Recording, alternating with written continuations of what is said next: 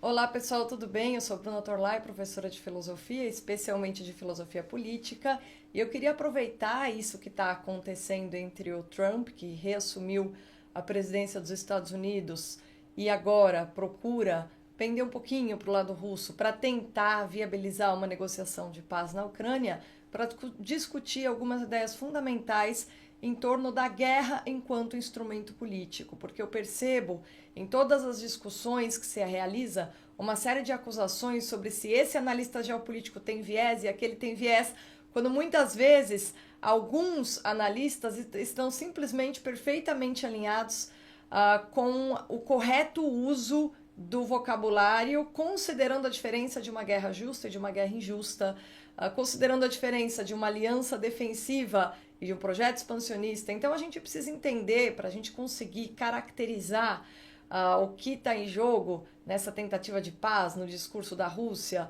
no discurso da Ucrânia, no discurso da Europa, na chamada de atenção por parte do Macron, do Trump, como dizendo, nós também gastamos dinheiro, etc. Enfim, tudo isso para ser analisado, compreendido mesmo por nós, que não somos especialistas em geopolítica, mas tudo isso pode ser corretamente interpretado e, sobretudo, o discurso que é transmitido pelos estudiosos da geopolítica pode ser corretamente interpretado se a gente tiver domínio sobre alguns elementos chaves da ciência política, né, da realidade da política. E hoje eu vou aproveitar esse assunto, que é o assunto principal, que está interessando todo mundo, para trazer à tona pelo menos a diferença entre guerras justas e injustas e a função das alianças defensivas na história da Europa, tá bom? Me acompanha.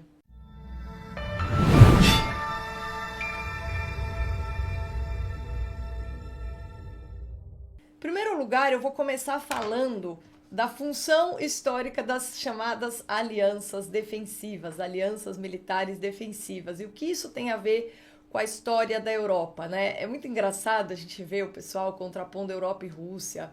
Eu acho muito cômico, porque a própria Rússia, nesse seu ímpeto expansionista imperial, ela herda algo que é fundamental da Europa e da história do Império Romano, né?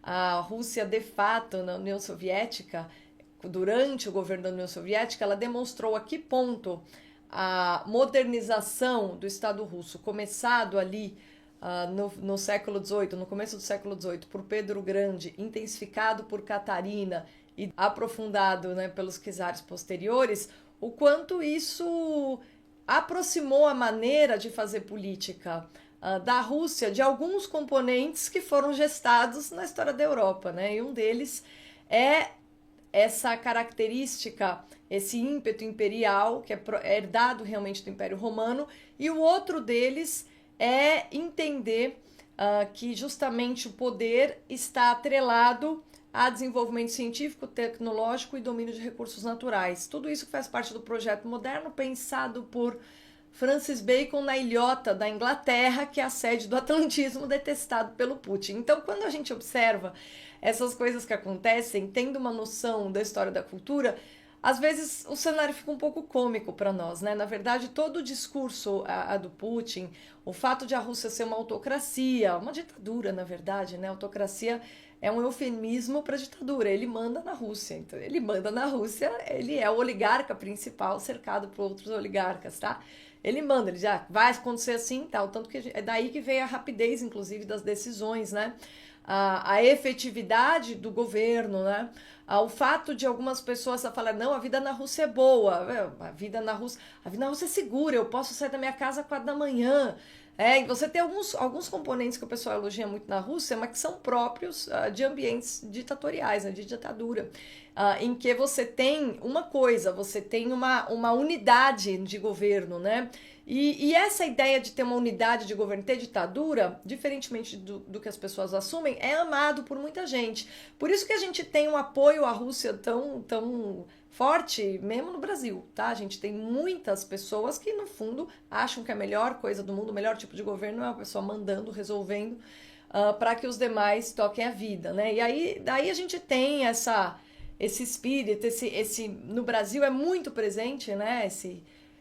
Essa atitude pró-Rússia, e é uma atitude que já tem como premissa o fato de que não é um problema, né, a ditadura, ou seja, a liberdade política é um componente menor. Como no Brasil a gente já não tem liberdade política, se torna ainda mais fácil para um brasileiro ser simpático a um governo, que é um governo totalmente destituído de liberdade política, em que qualquer adversário do governo é envenenado, empurrado do prédio, e etc.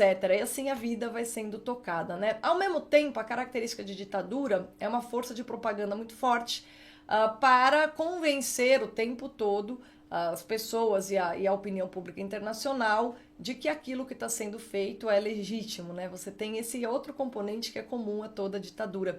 No absolutismo isso foi criado, né? Criado não, mas muito em Roma, evidentemente, isso já existia durante o Império. Você tem uma política tão forte de propaganda do Império, esse aprendizado depois retorna aos governos absolutistas da Europa com toda a força. E a gente tem, por exemplo, ao longo do reinado do Luís XIV, um grande exemplo de máquina de propaganda do Estado a serviço de você criar um ídolo na figura do rei, né? O Luís XIV, que era o Rei Sol, foi elevado a ídolo. Então as pessoas às vezes esquecem que a própria maneira como a Rússia se comporta, ela é repleta de componentes europeus, tá? Então toda a história da Europa, os erros e acertos da Europa, né? No caso do projeto moderno, investimento em ciência, controle de recursos, de fato, isso gera poder, né? Que você deva fazer disso o horizonte da política realmente é algo discutível, porque aí a moralidade é posta embaixo do tapete, aqueles assuntos dos quais eu falo tanto no canal. Mas que o projeto moderno é efetivo é um fato, né? E a União Soviética, se vocês não sabem, eu traduzi um livro chamado A Mitologia Científica do Comunismo, em que isso é descrito com inúmeros casos concretos e exemplos, vou deixar na descrição. A União Soviética foi uma praticante, pelo menos tentou praticar o projeto moderno, né? O problema, no caso da União Soviética, é que o componente ideológico marxista produzia muito prejuízo na prática do método científico, porque o método científico envolve um ceticismo que é incompatível com a adesão cega a uma ideologia.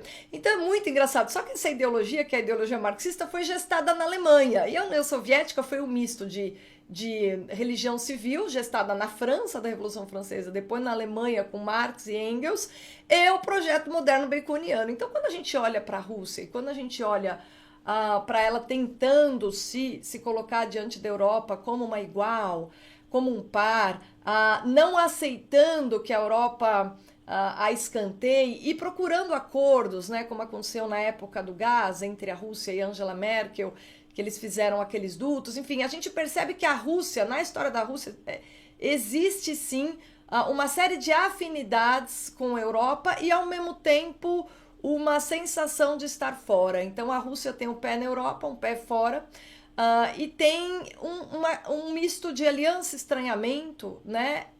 E ao mesmo tempo carrega essa coisa que é o DNA do Império Romano, que é o ímpeto expansionista, tá? Isso é a Rússia. E não é algo que se pode dizer apenas da Rússia. A gente teve o Império Austro-Húngaro antes era o Sacro Império Romano Germânico.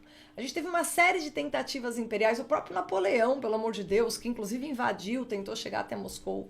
Né? Depois a gente tem, no século XX, mais conhecido, o Hitler, que foi alguém que foi expandindo, né? Então esse é um problema curioso, mas essa questão do expansionismo é um problema europeu, de modo que os países europeus que mais sofreram com o expansionismo, a invasão dos seus vizinhos, e a Polônia e a hoje República Tcheca, né, na época do Hitler ainda era Tchecoslováquia, são países que sofreram muito na pele todo tipo de humilhação atrelada a esse histórico que é propriamente europeu e que a Rússia carrega, né, ainda que hoje potencializada pelo fato de ser uma ditadura. Tá? Os governos europeus se tornaram democracias, no sentido de que todo tipo de decisão depende de parlamento, discussão, partido tomado, oposição, você tem imprensa pressionando, você tem os eleitores mudando o governo. Então a Europa não tem mais essa capacidade que já alguns países europeus já tiveram no passado. Napoleão é o grande exemplo, né? Hitler é um outro exemplo, de sair avançando, expandindo. Só que Putin não. O Putin ele permanece com isso, e ele é um ditador, e ele manteve isso que a Europa abandonou, tá? E os países da antiga esfera de influência ali da União Soviética, os países que antigamente fizeram parte da União Soviética, os países da Europa do Leste, depois da dissolução, do desmantelamento da União Soviética, tentaram se reconstruir e carregam um trauma muito grande. Eu não acho que o trauma que alguns daqueles países carregam, sobretudo a Polônia foi um impacto indireto, mas sofreu o impacto, né? Porque a Polônia ficou ocupada pelos comunistas, né? Então, mesmo os países que não fizeram parte ali da União Soviética, no sentido de haver uma adesão, mesmo nos países onde a resistência era forte, esses países, antes da experiência com a União Soviética, alguns deles foram diluídos, né? O caso da Polônia, se vocês estudarem a história da Polônia, vocês vão ver que é um dos países que mais sofreu na mão de todos esses componentes que fizeram parte da história europeia, né? E esses países, então, eles sabem exatamente o que é ficar ao Deus dará diante de tentativas novas de expansão. E hoje, o único país europeu que realmente, né? Porque a Rússia tem um pé na Europa. A Rússia é Eurásia, mas ela tem um pé na Europa. O único país ali na Europa que tem esse ímpeto expansionista e que claramente demonstra, que entende que pertence a ela uma certa zona de influência é a Rússia, tá? O Putin sempre falou isso claramente, abertamente, nunca fez segredo para ninguém, que foi péssimo, a dissolução da União Soviética foi a pior coisa que já aconteceu, fez pressão na Geórgia, a invasão, a campanha russa na Geórgia foi a primeira guerra do século XXI, de onde ela veio, da Rússia. Aí depois ela faz uma série de movimentos para estabelecer governos fantoches em vários países em que ela ainda podia manter a esfera de influência, né? Ela tinha, sim, na Ucrânia, na Bielorrússia, países em que a esfera de influência para ela parecia garantida, e havia países menores que foram aos poucos se garantindo contra a esfera de influência russa, fazendo como? Aderindo ao que a gente chama de OTAN, que é uma liga, um exército defensivo que surgiu para conter o avanço da União Soviética depois da Segunda Guerra Mundial.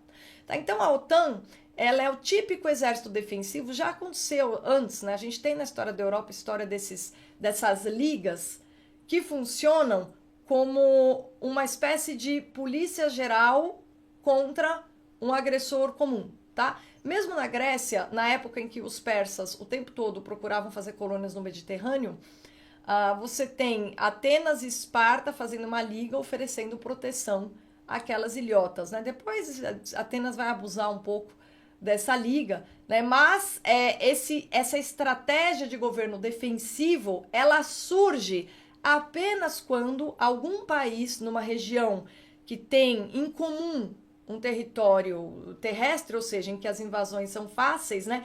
E Europa do Leste, você tem planícies, você tem, digamos assim, uma geografia que torna um pouco mais complicada a defesa, tá? Você tem todos esses componentes, por isso que quando a gente fala de geopolítica, a gente tem que considerar a terra, o ambiente que você está. As próprias cidades-estado gregas, elas eram mais fáceis, digamos assim, de serem defendidas pela própria geografia, porque elas estavam isoladas, né?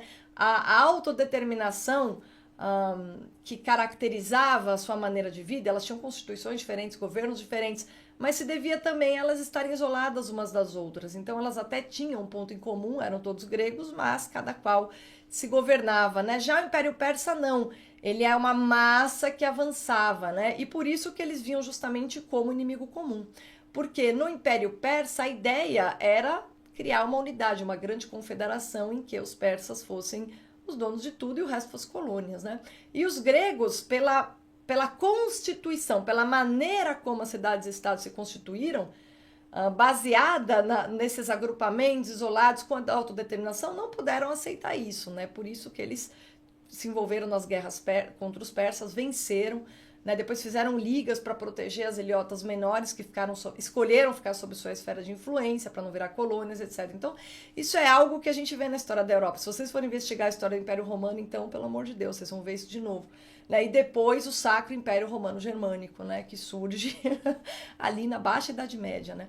Bom, de qualquer forma, a experiência europeia, na experiência política europeia, há muita clareza sobre o que é uma guerra justa e uma guerra injusta. E as guerras justas são as guerras defensivas, são as guerras travadas pela manutenção de um território, de um Estado constituído que rejeita se tornar colônia ou parte da esfera de influência de um outro Estado.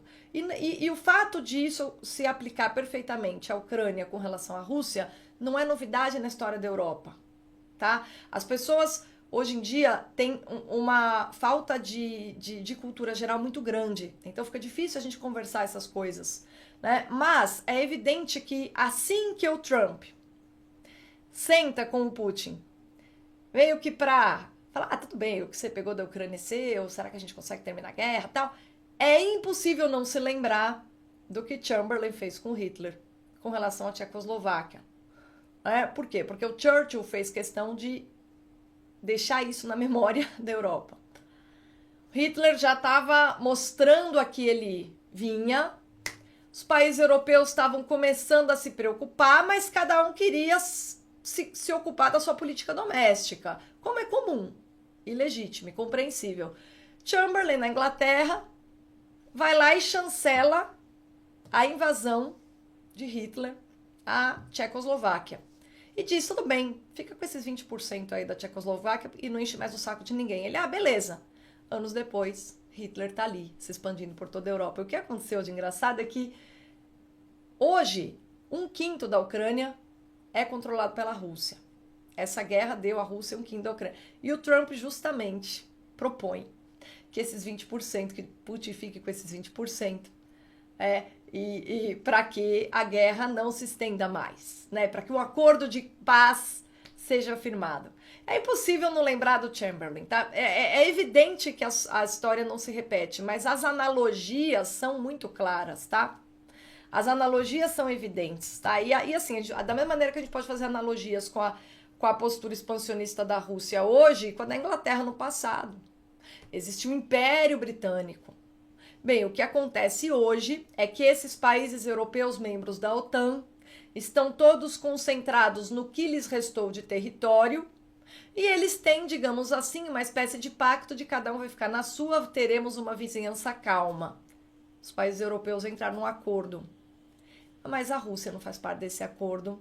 E Putin, que chega ao poder em 1999, demonstra desde o início que ele está a fim de recuperar o que ele entende como legítima esfera de influência à Rússia, que é a antiga União Soviética. E não é que ele queira anexar tudo à Rússia, não. Não, para ele tá bom ter controle, ter governos vassalos. Para ele é isso que importa. Enquanto ele consegue isso, ele não vai encher o saco no sentido de invasão, que é bem a relação que ele tem com a Bielorrússia, que é assim, completamente submissa a Moscou. Assim como com outros estados, né? E o susto que ele deu na Geórgia teve exatamente relação com esse tipo de política. Então você tem ali, claramente, para esses países que já foram membros da União Soviética, o risco de ameaça de se tornar um estado vassalo. E o que a gente vê acontecer? O Putin chega ao poder em 1999. Em 2004, a OTAN, que é um exército defensivo que foi criado para proteger qualquer estado que fosse invadido por algum outro estado europeu das proximidades com ímpeto expansionista, a OTAN entrava como uma espécie de liga de Delos ultramoderna, como liga defensiva, tá? A OTAN é um exército defensivo, a OTAN não é um estado, a OTAN não se expande. A OTAN tem uma função política de travar guerras justas. Filosoficamente, a guerra justa é a guerra travada para você defender sua integridade, é a legítima defesa. Estão me atacando, vou defender meu território. A guerra injusta é a guerra ofensiva, em que você quer subjugar o outro. Por que isso é uma guerra injusta? Bem, porque ameaçar a existência do outro é cometer contra ele uma injustiça. Agora, proteger-se contra a ofensiva do outro, evidentemente não é injusto. Tanto que, se você se protege de um agressor, você está resguardado pelo direito à legítima defesa. O mesmo vale para as guerras. E a guerra justa e a teoria da guerra justa é muito clara a esse respeito. Você precisa identificar quando uma guerra é travada entre duas nações, quem está se defendendo e quem está na ofensiva. Por isso que a Rússia usa o discurso que é ela que está se defendendo de uma expansão maligna da OTAN que está impedindo a sua existência e a obriga a invadir a Ucrânia para se defender. A Rússia, toda a inteligência russa, eles têm uma cultura absurda, um conhecimento absurdo de toda a simbólica, de todos os conceitos, de todo o discurso comum ao pensamento europeu. E as pessoas, como não tem nada disso, são trouxas e caem e repetem. Tá? O que acontece ali, claro, é muito clara a situação. Esses países que já foram da União Soviética estão querendo fazer parte da Europa. Ai, mas que horror fazer parte da Europa globalista. Isso não é problema nosso. Eles estão querendo fazer parte da Europa. Eles estão querendo seguir o movimento da Europa. Não vamos... Ninguém invade ninguém. A gente faz parte do exército defensivo, faz um pacto prévio de paz, fica cada um na sua se governando, fazendo acordos recíprocos, cada um na sua. Uma vizinhança segura. Queremos fazer parte dessa vizinhança segura e essa vizinhança que terá a segurança dos seus vizinhos, que também são pacíficos, contra uma eventual invasão. É para isso que serve a OTAN. A OTAN não é um Estado, a OTAN não se expande, a OTAN não define governo. A OTAN recebe adesões. Recebe adesões.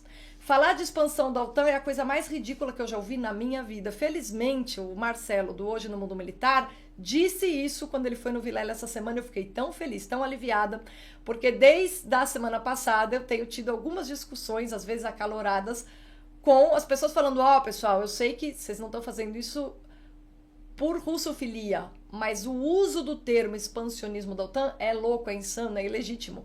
Por quê? Porque ele acaba legitimando o discurso de que a Rússia está se defendendo de uma agressão virtual e, sei lá, imaginar a sua integridade física, o que não é verdade. Todos esses países, vamos lá, vamos para os dados. 2004, antes, tá? Em 1999, que é exatamente o ano em que Putin chega ao poder na Rússia, ele não era assim exatamente um desconhecido, tá? Não desses países da antiga esfera de influência russa, que sabiam muito bem como é que a União Soviética funcionava. Em 1999, Polônia, República Tcheca e Hungria, os mais humilhados ao longo da história da União Soviética, os que mais recusaram a esfera de influência comunista, República Tcheca, Hungria e Polônia entram para a OTAN. 2004, Estônia, Letônia, Lituânia, Romênia, Eslováquia e Eslovênia, numa só. 2004, hein? São países que corriam o risco de serem absorvidos por essa esfera de influência e já estão espertos. Croácia, 2009. Veja, a ideia de que desde que a guerra da Ucrânia começou, a OTAN se expandiu é uma falácia. Basta você pegar por ano quem foi aderindo à OTAN. A guerra, né, é de 2022. Mas quem entra para a OTAN depois de 2022 são 2 países, Suécia e Finlândia só. Todos os outros países haviam aderido entre 1999 e 2009, sendo que principalmente em 2004. 2004 foi um ano importante. E aí, o que acontece? Por volta de 2013, acho que provavelmente, eu não sei quando isso começa na Ucrânia, esse movimento de querer fazer o mesmo que esses países fizeram em 2004, né? Sair da esfera de influência russa, se libertar um pouco da esfera de influência russa. Começa a ter esse movimento na Ucrânia. A tal ponto que o presidente que vence as eleições em 2013 é aquele que promete começar as negociações para que a Ucrânia entre na OTAN. Ele não faz isso, depois que ele ganha as eleições, corre pro colinho do Putin e tem aquela revolução que a gente conhece, que teve na Ucrânia, que foi aquela revolta pesada, que acaba gerando assim o abandono. O presidente, que foi conhecido como Euromaidan, né? Viktor Yanukovych sai correndo, foge para a Rússia e logo em seguida, em 2014, o que é que faz o Putin? Percebe que a Ucrânia está prestes a sair de sua esfera de influência. Ele vai lá e anexa a Crimeia, faz a guerra da Crimeia e depois a guerra de Donbass e começa a financiar grupos separatistas e soltar mundo afora propaganda loucamente. Na verdade, desde a invasão da Geórgia em 2008, desde essa campanha na Geórgia, que algumas pessoas dizem que foi um teste para a da Ucrânia, tá? Não sei. Não sei. Isso é um assunto que me escapa. Mas de lá para cá, a Rússia entende que é preciso mobilizar a opinião internacional para que ele tenha um sucesso maior no sentido de dividir um pouco a opinião pública a respeito das suas atitudes, porque evidentemente essa guerra entre a Rússia e a Ucrânia, a Rússia está querendo manter a Ucrânia sob a esfera de influência russa e a Ucrânia não quer mais. E a Ucrânia quer se ligar a um exército defensivo para não estar sujeita a se tornar um estado vassalo. É isso que acontece, tá? E o Putin não aceita e a Ucrânia também não aceita se tornar um estado vassalo. E aí as pessoas querem decidir se a Ucrânia pode ou não querer almejar a autodeterminação. É um negócio meio ridículo, né? É um negócio meio ridículo, porque isso não é nem problema nosso. A nossa capacidade de juízo, ela se limita a observar, tá, quem está sendo injustiçado nessa guerra? Evidentemente é a Ucrânia. Tá meio na cara. Porque é aquela história, né? Ninguém é obrigado a ser escravo para sempre. Se você não defende a escravidão, não adianta você querer achar que é normal e legítimo Estado vassalo. Acontece na realidade? É um fato da realidade? É um fato da realidade. É justo? Não é justo. Tá? É algo que muitas vezes os estados têm dificuldade de se libertar? Sim, mas é legítimo que um estado submeta ao outro a vassalagem quando este se rebela? Não é. Desde que o mundo é mundo, escravidão é errado. E a gente sabe que é moralmente errado. Por quê? Porque as pessoas têm a mesma dignidade. Se a todo ser humano se atribui dignidade, então não adianta você... Se você parte do princípio que todo ser humano tem dignidade, você não pode dizer que, tudo bem, esse Estado não tem o que fazer, ele tem que ser vassalo mesmo. Não dá, isso é muito fraco do ponto de vista argumentativo. Isso é inconsistente, né? Então, assim, seja a Ucrânia, seja Zelensky, amigo dos globalizadores, nada disso vale como argumento para analisar o que acontece ali. A invasão da Rússia à Ucrânia é uma tentativa de estabelecer um governo de vassalagem. E a Europa já entendeu que a Ucrânia quer seguir o caminho europeu. Por isso que a Europa, ela ajuda a Ucrânia, tá? É isso que acontece. E aí os Estados Unidos, quando eles entram e tentam tirar a Europa da mesa de negociações, o que é que eles estão fazendo? Endossando a injustiça russa. Eles estão tomando partido do lado da guerra, que é o lado injusto. Como em política moderna o que vale é o pragmatismo, provavelmente o Trump, que é o presidente dos Estados Unidos, deve estar fazendo isso ou para jogar alto e na negociação sair em vantagem, né? Com relação até a Europa e a Ucrânia, ou simplesmente porque o Putin oferece a ele uma vantagem grande. A gente também é difícil a gente julgar, porque a gente vive na época do segredo do Estado. A gente não tem todas as informações para julgar a razão das atitudes dos presidentes. Muitas vezes é difícil a gente entender por que razão ele é levado a fazer isso. E o Trump, no caso, é um presidente que trabalha a favor do interesse americano.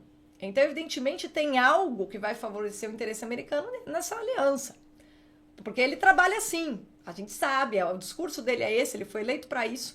O que ele está fazendo no México de conter a entrada de droga, porque a entrada excessiva de droga, e é pelo México, é um problema para a sociedade americana, é um problema há muito tempo. Ele está enfrentando, ele está a favor do interesse americano. Então ele tem uma série de outras atitudes que mostram que ele está a favor do interesse americano. Então também é um pouco leviano a gente simplesmente falar, ai que louco, etc. Não, ele está agindo a favor do interesse americano, mas o que acontece? Talvez ele não esperasse por isso, né? A Europa não é exatamente, como ele está tentando mostrar para o mundo, um ator secundário na geopolítica. Não é verdade que ela é secundário. Tanto que 270 bilhões de euros em ativos russos estão congelados na União Europeia e esse dinheiro, inclusive, os juros desse dinheiro foram usados como empréstimo para a Ucrânia se reconstruir. Ou seja, a Europa está mostrando para o Putin, tá bom, Rússia, você quer continuar arrebentando com a Ucrânia e fazendo dela vassala? A gente vai pegar esse dinheiro que a gente congelou aqui em resposta ao seu ataque injusto ao nosso vizinho e a gente ainda vai enviar esse dinheiro para lá, viu? Então a Europa faz ali um jogo que lhe é possível fazer com os recursos que ela tem. E no caso, o maior recurso que a Europa tem são esses bilhões congelados em ativos russos que o Putin está dizendo que é roubo, né? Mas ele não vai qualificar como roubo o fato de ele querer para si a soberania da Ucrânia. Então, pelo amor de Deus, a gente consegue olhar isso de fora. Enfim, eu estou usando uma série de... Eu estou fazendo essa análise... Não sou uma estudiosa de geopolítica, tá? Eu estou simplesmente fazendo uma análise do que é justo e do que é injusto no cenário atual. Não estou nem aqui me atrevendo a falar por que Trump escolheu negociar e dar uma pendida. Pendeu claramente, né? Foi se encontrar, imagina, sem Europa, sem Ucrânia, na Arábia Saudita, com o cara que invadiu. Por que ele deu essa pendida? Pode ter uma razão estratégica que a gente vai conhecer no futuro, a gente não sabe. Ou pode ser que ele simplesmente tenha razões práticas para querer fazer uma aliança com a Rússia, a gente não sabe. Mas, de qualquer forma, ele está do lado injusto. Isso é evidente. Isso é evidente. Isso é gritante, né? Então, o que a gente tem aqui é o seguinte. No caso da Ucrânia, goste você ou não do Zelensky, etc., a popularidade dele segue em alta e os ucranianos entraram de cabeça numa guerra que o Putin achou que poderia resolver em um ano.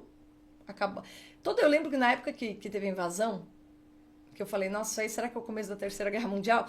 Todo o pessoal pró-Rússia, contaminado pela propaganda russa, o pessoal que não tem instrumentos filosóficos para conseguir um distanciamento, começou a espalhar, imagina, em 2 semanas está resolvido. Em 1 mês, em 7 semanas o Putin resolveu isso. Sabe, o pessoal tava todo com uma senhores de si, falando de um jeito, e a gente tá aqui, chegamos a 3 anos de guerra, e precisamos esperar que o Trump voltasse a ser presidente para a gente ter uma porta de negociação, já que o Trump tem um bom diálogo com o Putin. Mas é ingenuidade achar que a Europa não vai pressionar. Porque esse histórico que está acontecendo na guerra entre Rússia e Ucrânia é algo de que a Europa tem profunda consciência. Todos os países europeus passaram por isso. Foram ora agressores, ora invadidos. Eles sabem o que está acontecendo ali. É parte da história deles o que está acontecendo ali. E eles entendem exatamente os termos do que está acontecendo ali. O erro grave foi, isso o Marcelo, do Hoje no Mundo Militar, ressaltou, quando ele foi no Inteligência Limitada, que foi legal. Eu vi alguns cortes, não vi a entrevista inteira ainda, vou assistir, porque ele fala as coisas porque ele tem conhecimento histórico, geopolítico e de estratégia militar. Então é gostoso ouvir ele falar, né? Mas ele falou ali uma coisa muito interessante, que foi a política verde de desligamento das usinas nucleares da Angela Merkel fez com que, quando Putin invadisse a Crimeia, anexasse a Crimeia, a Europa ficasse quieta. E agora a Europa está pagando caro, porque caso os Estados Unidos... Olha, ela foi humilhada internacionalmente pelos Estados Unidos, que falou, não, Europa, você já não conta aqui na mesa de negociação, vai ser como eu quiser, né? Mas a Europa reagiu. Macron pegou, foi até a Casa Branca e disse, você gastou bastante dinheiro com a guerra? A gente também, a gente gastou 60%. E a gente tem esses ativos russos para nós usarmos. Você quer fazer uma negociação de paz? É simples. A gente consegue indenizar primeiro a Ucrânia, depois nós, europeus, pelo dinheiro que a gente gastou, depois vocês, Estados Unidos, pelo dinheiro que vocês gastaram, com esses ativos russos. Afinal, quem começou a guerra foi a Rússia. Nada mais justo do que eles indenizarem, como acontece historicamente em toda a guerra. Aquele que gera guerra e cria esse transtorno para todo mundo, indeniza. Que é o correto a se fazer. Goste você ou não do Macron, essa não é nenhuma solução do Macron. É uma solução histórica que já aconteceu na Primeira Guerra Mundial. Aliás, foi porque na Primeira Guerra Mundial as indenizações humilharam a Alemanha que a gente teve o momento nazista. Mas, enfim, essas indenizações, elas são uma prática da Europa. Ele está simplesmente repetindo isso, né? E aí a gente precisa ter essa noção, nós que estamos apenas olhando. Se a gente quiser fazer qualquer juízo moral sobre o que está acontecendo ali, a gente tem que deixar de lado. Se o Zelensky é globalista, se você acha que o Putin é um conservador, né? Eu já me posicionei aqui. O Putin é um ditador que vai pôr a máscara que for mais interessante para fazer a propaganda que lhe for mais conveniente e tecer as alianças que lhe forem as mais oportunas. O Putin é um cara como Stalin, né? Sabe?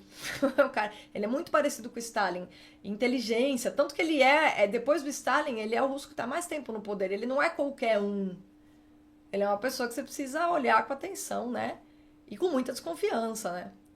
E o Zelensky não é assim qualquer um também, no sentido de que ele aguentou a guerra. Ele decidiu ficar lá, ele podia ter fugido, largado a Ucrânia e tocado a vida. Ele ficou lá. Quer dizer, ele foi eleito para devolver a Ucrânia. O sonho de recuperar a soberania e ser parte da Europa e começar uma nova vida, e ele tá lá honrando, né? Aquilo para que ele foi eleito. Então, goste você ou não dele, como o Trump e o Bolsonaro já tiraram o sarro dele, mas sim, o Zelensky é melhor, tem mais culhão que o Bolsonaro, que saiu correndo de avião, quando o outro ganhou o lugar dele, né? O Zelensky foi invadido pelo Putin e ficou lá, né? Então, acho que a gente tem que ter um pouco mais de vergonha na cara e um pouco mais de consciência quando a gente analisa. Será que ele é um coitado? Ele tá lá aguentando a guerra 3 anos. Bom, imagina você guerrear com a Rússia. A Rússia é infinitamente mais poderosa que a Ucrânia, né? E o Zelensky dependeu do apoio europeu para conseguir aguentar a guerra, né? Agora, evidentemente que ali a guerra da Ucrânia, o fato de a Ucrânia defender-se e querer manter a integridade do seu território é justo. E o fato de a Rússia só aceitar terminar a guerra se a Ucrânia topasse um estado vassalo é injusto. Isso é ponto pacífico, tá? Você precisa dominar os elementos da política para conseguir enxergar as coisas sem misturar suas paixões, suas idolatrias e todas as informações que às vezes te contaminam, né? Tem um pessoal também que é pró-Ucrânia num nível que enche um pouco o saco. E tem um pessoal também que acha que a Europa ai, puxa vida, a Europa vai salvar a Ucrânia. Não, a Europa ensinou para a Rússia o que a Rússia está fazendo, entendeu? A Europa inventa essa fórmula de imperialismo, expansionismo, domínio. Pô, a Europa foi Napoleão e Hitler, só para falar dos dois modernos, mas antes deles muitos outros, né? Então, o fenômeno europeu, esse tipo de guerra, esse tipo de atitude, esse tipo de criação de esfera de influência, vassalagem, confederação, faz parte da história do continente, da história política do Ocidente, tá? E aí vale a pena você, pelo menos, ter uma noção básica da história política do Ocidente e dos elementos mínimos da política para você conseguir ter o distanciamento necessário para pensar esses assuntos e mesmo escolher melhor as suas fontes, tá? Na semana que vem não, daqui a 2 semanas, no dia 10 de março, eu vou fazer uma aula aberta para explicar por que a ignorância total desses elementos mínimos da política está acabando com a nossa vida, está inviabilizando o discurso, está produzindo essa conversa fiada nível time de futebol no campo da política, porque os elementos da política são simples de dominar. A ciência política, você prevê, etc., envolve conhecimento histórico, muita cultura, etc. Mas não estou falando isso, eu estou falando assim, você conseguir julgar o que está acontecendo politicamente pressupõe um conhecimento mínimo dos chamados elementos da política. Isso não é tão difícil assim de adquirir. E eu vou falar sobre isso para vocês que tiverem interesse de melhorar a consciência dos elementos mínimos da política, para conseguir fazer esse tipo de leitura sem depender de outros analistas e de propagandistas, e sem ficar muito refém de propaganda, que é o que mais tem de todos os lados hoje em dia, tá? Eu vou fazer isso no dia 10 de março. Se você quiser participar dessa aula, vai ser uma aula aberta. Mas se você não quiser perder, o link tá aqui na descrição, tá? Você clica ali no sininho para ser notificado no horário que ela vai ser 5 horas da tarde, vai ser ao vivo, dia 10 de março, e a gente continua essa conversa sobre os elementos da política. Putin sabe eles muito bem. Trump também. Mas, muitas vezes, ele discursa omitindo o que lhe interessa e sublinhando o que também lhe interessa. Mas para que a gente consiga ler as entrelinhas das atitudes e dos discursos políticos que acontecem ao nosso redor, a gente tem que ter um domínio mínimo dos elementos da política. Sobretudo se você tem interesse de participar da política, de se tornar, seja assessor, seja vereador, seja prefeito, não sei o que, na sua cidade, sabe? Se você quiser ser quadro da política, se você quiser participar ativamente da política, você precisa ter domínio dos elementos da política, para não ser feito de instrumento. Até se você é militante, você precisa saber. para você tomar decisões prudentes. Tá bom? Então eu vou deixar o link aqui na descrição. Espero encontrar você nesse próximo dia 10 de março para a gente aprofundar um pouquinho nossa conversa. Hoje eu falei apenas de um elemento, diferença entre a guerra justa e injusta. Tem muito mais coisa para a gente conversar. Obrigada pela companhia e até lá.